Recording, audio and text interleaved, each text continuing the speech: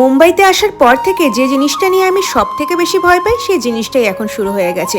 কালকে পার্থকে দিব ডিমের কারি, তাই ডিমটা আলুটা আগে থেকে সিদ্ধ করে রাখলাম। আর একটু কর্ন চাট বানাবো, সেটাই একটু বয়েল করছি।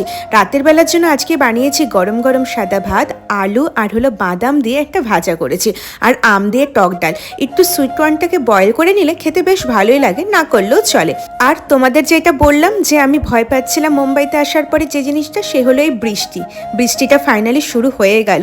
পার্থ অফিস থেকে বেরিয়ে মাঝ রাস্তায় এসে ঝমঝমিয়ে বৃষ্টি, আর সেই বৃষ্টিতে বেচারা আস্তে আস্তে পুরো ভিজে গেছে। আর দেখো ওর কাণ্ড, আসার সময় আবার বৃষ্টিতে ভিজে দাঁড়িয়ে আবার আমার জন্য দুটো চকলেটও এনেছে। আর অফিসে তো ফর্মাল পরে যেতে হয়, আজকে পরে গিয়েছিল হোয়াইট কালারের প্যান্ট। সেই হোয়াইট কালারের প্যান্ট আর হোয়াইট নেই, পুরো ব্ল্যাকে পরিণত হয়েছে। বৃষ্টিতে যা রাস্তার অবস্থা এখানে, আর কি বলা যায়।